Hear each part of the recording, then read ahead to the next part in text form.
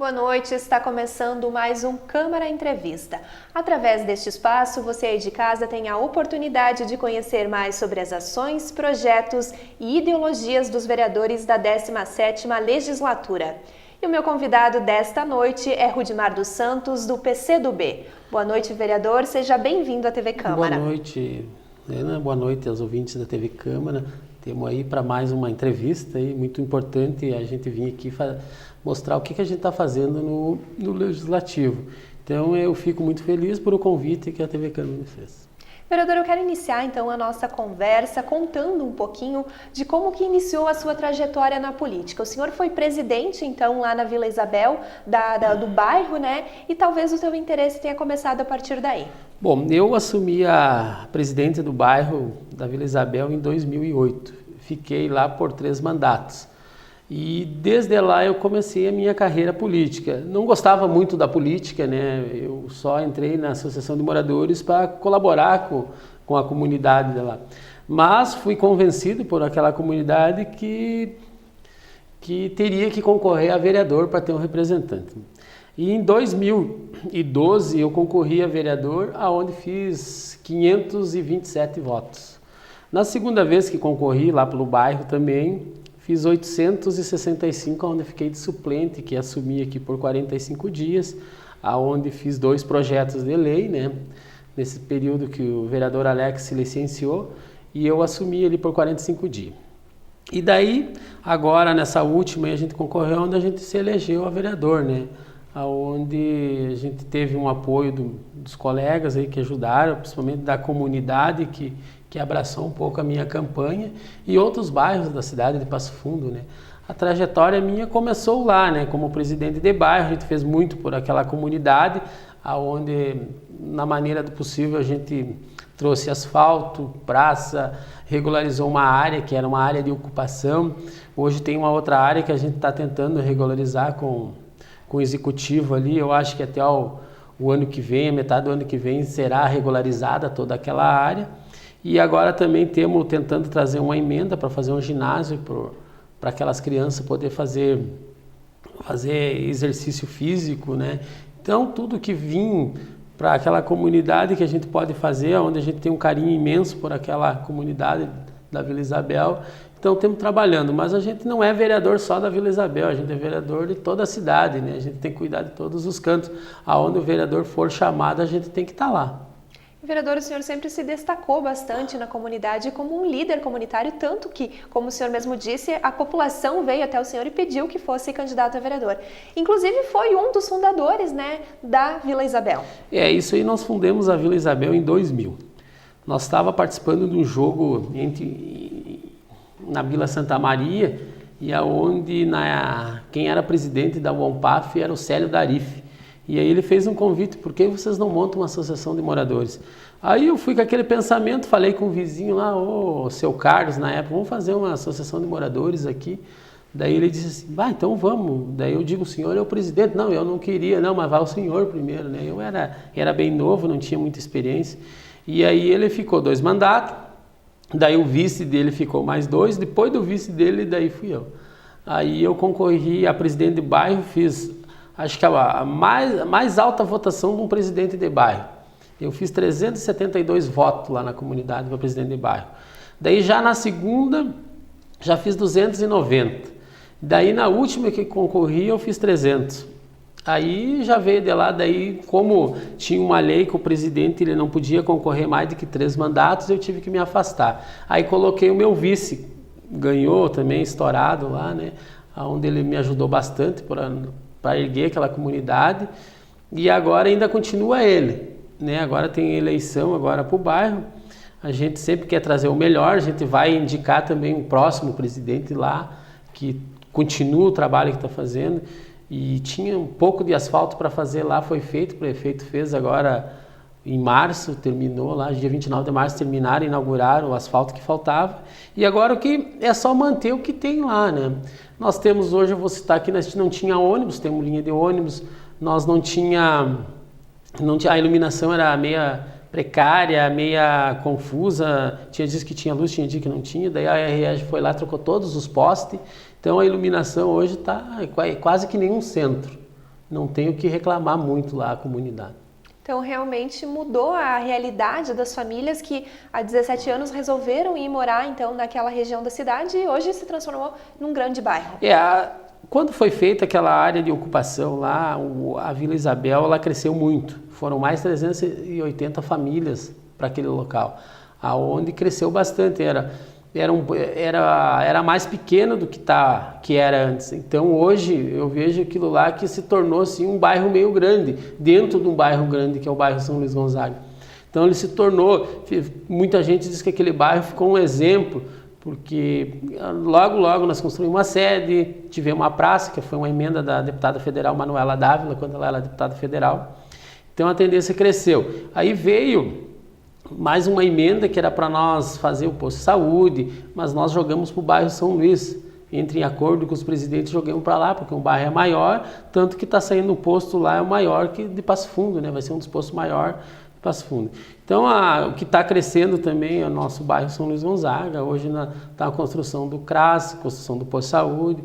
O João fez uma indicação também de uma academia, o ar livre, está indo lá para o bairro também. Temos uma praça também, uma praça grande, uma quadra de esporte lá na São Luís, e nós também temos uma quadra de esporte na Vila Isabel. Então aquela região lá, ela começou a crescer, porque o que nós...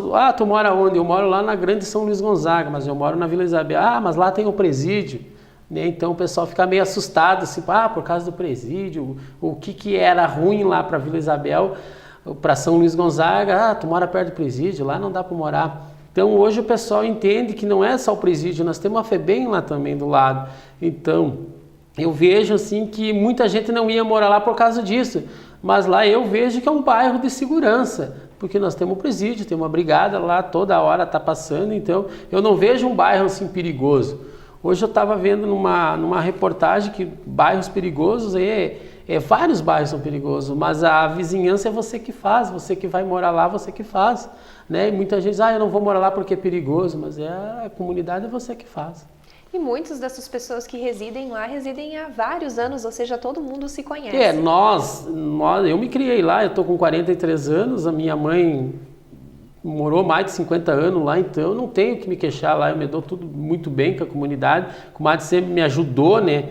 Então eu não vejo, e a gente não vejo assim lá, não vejo dar em rádio Vila Isabel, nada.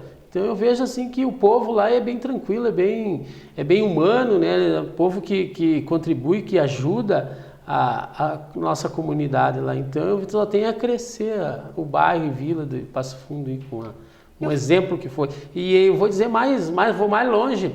A Vila Isabel foi citada até no Jornal Nacional, na época daquela reintegração de posse que teve, né?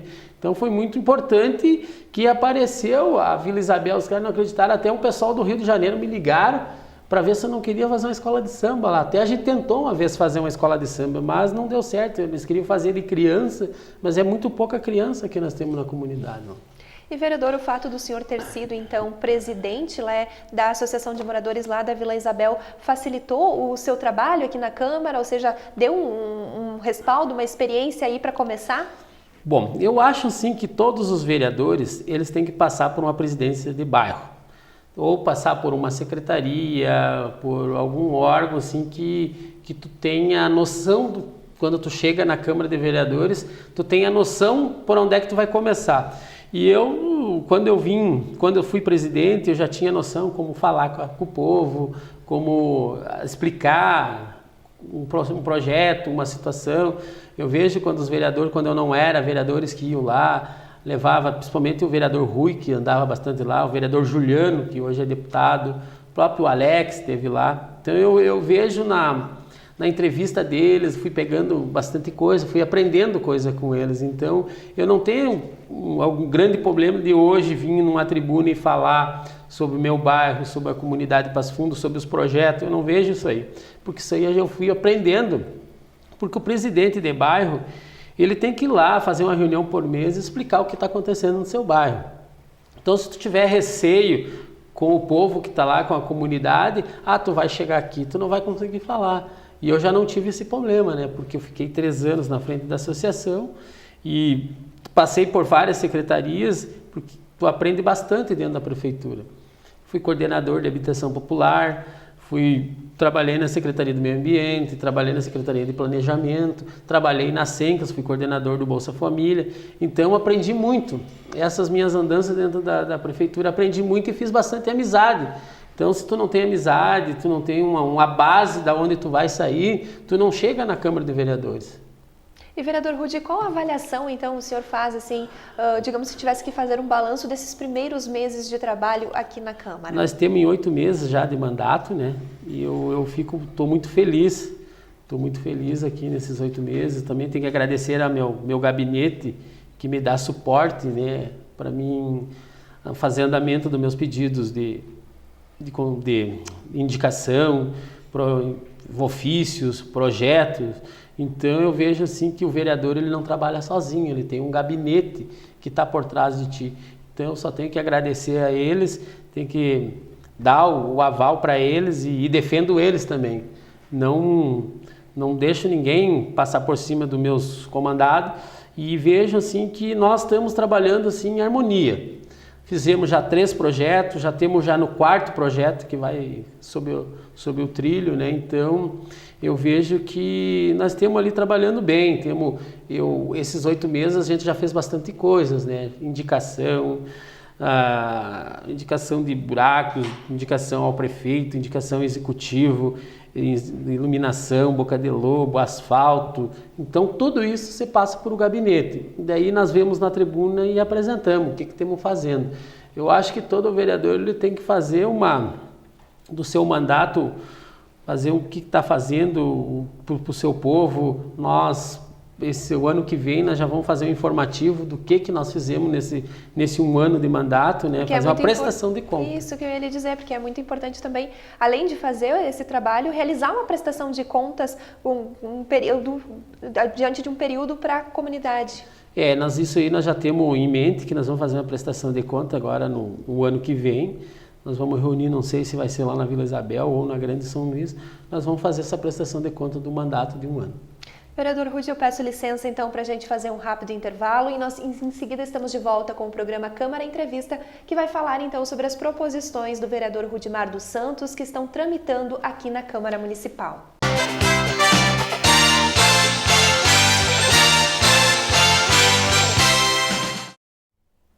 Estamos de volta com o programa Câmara Entrevista, que nesta noite recebe o vereador Rudimar dos Santos, do PCdoB. Vereador, vamos iniciar então este segundo bloco falando das suas proposições que tramitavam e que ainda estão tramitando aqui no Parlamento Municipal. Eu posso dizer que uma das suas primeiras conquistas, então, deste mandato foi a aprovação do projeto de regularização fundiária do município, inclusive com a derrubada do veto do prefeito. Esse projeto aí, a minha campanha eleitoral foi tudo em cima dele, né? Um projeto de regularização fundiária que a maioria do povo vinha me cobrando, né? Tem que entrar alguém lá que faça um projeto que esse projeto até um programa de regularização fundiária de interesse social. Aí quando eu fiz isso aí, quando eu assumi como suplente, eu já tinha feito esse projeto. Aí ele foi arquivado. Daí quando eu entrei aqui em janeiro, eu desarquivei ele. E era a minha bandeira que eu defendia lá fora, né, na minha campanha eleitoral, e vim e fiz ele. E ele foi aprovado pela Câmara de Vereadores, foi para a sanção do prefeito, o prefeito vetou ele, né, foi vetado, e a gente conseguiu derrubar o veto aqui na Câmara de Vereadores. Então eu vejo que quem ganhou com esse projeto foi a comunidade de Passo Fundo, né, aonde eu vejo assim que hoje nós temos 200 mil habitantes, 25% aí não tem a documentação dos seus terrenos, dos seus lotes. Tem áreas que quando Passo Fundo começou a crescer lá em 1970, 69, o prefeito na época era Fernando Machado Carrion. O que ele fez? Ele começou a vir povos de outras cidades e ele começou a fazer assentamento. Para Passo Fundo crescer, teria que ter povo. Se não tem povo, não cresce a cidade. E ele começou a doar essas áreas. Ele começou a doar. Tanto chegou que a maioria das áreas são doadas hoje para a prefeitura e não tinha um projeto que regularizasse, que fizesse que os moradores tivessem um documento que comprove que aquele lote é seu. E daí, desde lá, eu vou citar aqui vários exemplos. Lá onde eu moro também foi doado por Fernando Machado Carrion. toda aquela área, aqueles moradores que estão lá. Então, vejo de lá o pessoal me cobrando, vamos fazer um projeto, o senhor entra lá, vamos fazer esse projeto de regularização para regularizar a cidade. Então, a gente fez isso aí, fez esse projeto aí de 2015 ainda, e quando eu voltei para casa aqui, eu apresentei ele, graças a Deus foi aprovado, né? E o prefeito sancionou ele, depois foi derrubado o veto, ele sancionou. Então quem tem que ganhar é só a nossa comunidade, que agora tem um projeto de lei, tomara que se cumpra no papel, porque nós temos cansado de fazer lei e não se cumprir, né? Então eu acho que tem que cumprir, tem que dar o valor para as pessoas que tanto necessitam desse documento, principalmente fazer um empréstimo na Caixa, para ligar uma luz, para ligar uma água, para fazer o cartão reforma. Então tu tem que ter um documento do seu terreno. E hoje, se tu vai fazer um empréstimo pela Caixa Federal, tu tem que ter um documento do seu terreno, senão tu não consegue fazer nada. E, vereador, é importante a gente frisar que vão ser beneficiadas, ou seja, a lei vai contemplar as ocupações antigas, ou seja, ocupações recentes, elas não vão ter direito a participar desse programa de regularização. As mais antigas de Passo Fundo vão ter direito, desde 2015, né? E as que estão agora, né, que nem várias que estão novas aí, essas aí não vão fazer parte desse projeto, né? Porque eu vejo assim, senão a gente está incentivando qualquer hora fazer ocupação aí e o projeto vai regularizar. Não. Então tem uma lei, as mais antigas vai ser regularizada, que é áreas que foram doadas pela prefeitura, que não tem esses documentos, sim, essas vão ser regularizadas. E área particular de muitos anos, sim, também, né, que as pessoas já que foram donos dessas áreas já faleceram e não deixaram herdeiro nem nada, essas sim também vão ser regularizadas. Mas as ocupações que tem novas, essas aí não.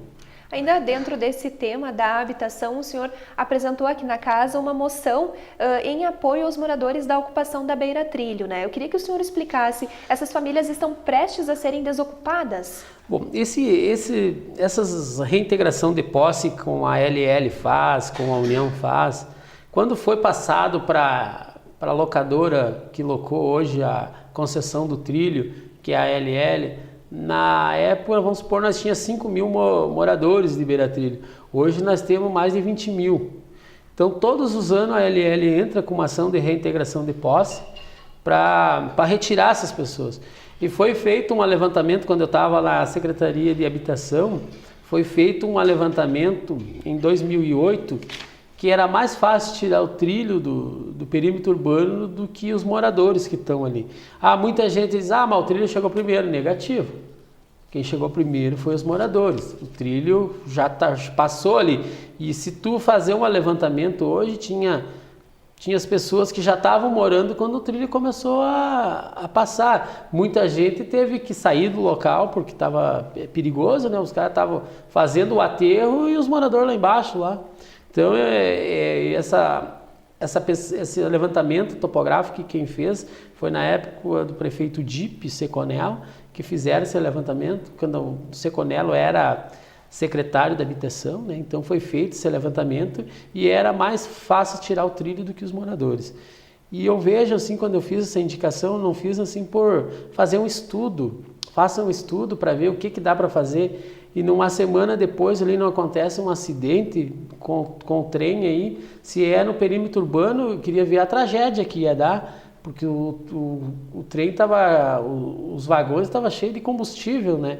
Então, se chega a cair no perímetro urbano aqui, ou no Záquia, ou na Vila Isabel, na São Luís Gonzaga, ou proximamente na Viturize ali, que tem bastante gente, ou no Valinhos, é uma tragédia que até hoje nós estávamos respondendo o porquê que aconteceu isso aí. Porque hoje eles não dão manutenção no trilho, eles não têm como fazer manutenção.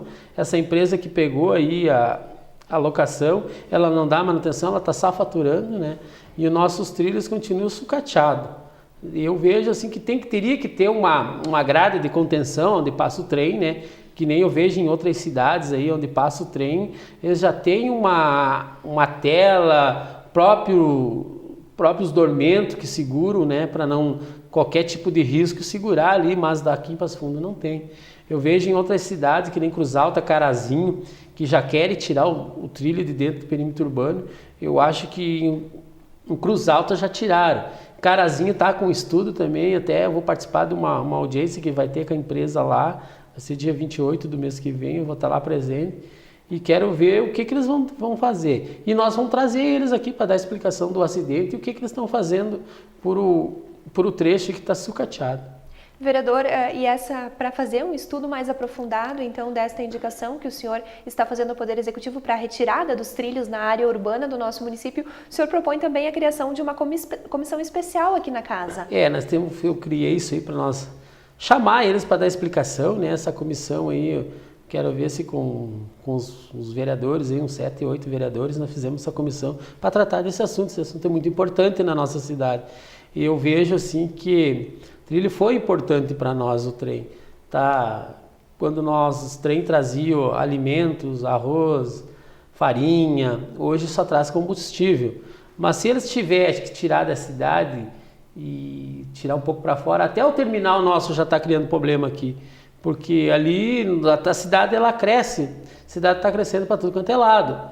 Então, daqui a pouco está um centro ali e nós temos com uma panela de pressão prestes a explodir dentro da cidade. Então eu acho que esse terminal, essa linha do trem, ela teria que sair um pouco mais fora da cidade. Tem que desapropriar, é um gasto, isso aí não é para agora, isso aí vai 10, 12 anos, mas já tem que se prevenir, né? Porque a hora que der qualquer tipo de acidente, quem vai pagar o pato vai ser os moradores que moram do lado. Vereadora, e a nossa cidade ela está crescendo, está desenvolvendo muito, né? E um problema que a gente observa a partir disso é o número de estacionamentos, ou seja, está cada vez mais difícil a gente encontrar uma vaga aí no centro da cidade. E pensando nisso, o senhor está tentando regulamentar, organizar a questão dos estacionamentos particulares. Foi criada uma grande polêmica semana passada aí sobre eu fiz um projeto do fracionado, né? Que se tabele os valores do cobrado por os proprietários de garagem. Não digo que se tabele, que se cobre o justo. Se tu ficar lá 15 minutos, que eles cobrem 15 minutos, que é correto. Não tu ficar lá 15 minutos e cobrar 1 hora, aí não dá. E nós fizemos vários exemplos, aí, estacionamos em várias garagens, cada um cobra um preço, então tá virado uma bagunça. Então tem cidades que eles já estão cobrando o que é. Eu vejo em Passo Fundo que já mudou muita coisa. Eu vejo que já tem plaquinha R$5 1 hora. Vários estacionamentos já se adequaram e que eu vi. Andei passando no final de semana aí nos estacionamentos, próprios dias de semana, eu já vejo que o valor já está bem mais baixo. Porque se tu vê, não é para que vai causar prejuízo para os garagistas. Eu acho que eles estando com bastante carro rotativo lá dentro, eles vão ganhar bem mais. Não digo que eu vou lá estacionar, eles me cobram R$15, eu já não vou mais naquele estacionamento. Mas se ele cobrar o fracionado, que é justo, tu ficar 15 minutos e te cobrar o valor certinho, eles vão ter movimento toda hora. As garagens vão estar cheias, mas se tu ficar lá 2 minutos e eles te cobrar R$15, é um absurdo. Aí é um roubo que eles estão fazendo. Até porque a gente observa que existe uma grande realmente dificuldade de estacionamento na cidade e às vezes a pessoa precisa apenas estacionar ali rapidinho para fazer um pagamento de uma conta e, como o senhor mesmo disse, pode pagar 1 hora por apenas alguns minutos. Eu acho que quem vai ganhar vai ser eles. Eu vi uma entrevista dos proprietários de garagem aí. Eles, eu tenho aqui um X que eu pago tanto de aluguel, eu pago tanto de funcionário, tudo bem. Mas se ele fazer esse fracionado, ele vai ganhar bem mais, porque vai ter circulação de mais carro. Mais usuário vai usar a garagem dele. Então, vamos supor lá que eu estou lá no centro, preciso estacionar numa garagem, vou lá, vou no banco, fico 3 minutos. O cara vai me cobrar R$15. Mas se ele tiver um bom senso, o cara ficou 3 minutos, eu vou cobrar o que é. Aí amanhã ele vai dar mais uma volta, vai voltar aqui. Então vai girar bastante movimento. Não digo que eles, porque nós agora vamos fechar, porque vamos ficar desempregados. Eu acho que não. Eu acho que quanto ele mais gente ele ter, mais usar a garagem dele, ele vai faturar bem mais. Quando ele cobrava R$15 de eu ficar 3 minutos, eu já não vou naquela garagem mais. Então ele já perdeu um cliente.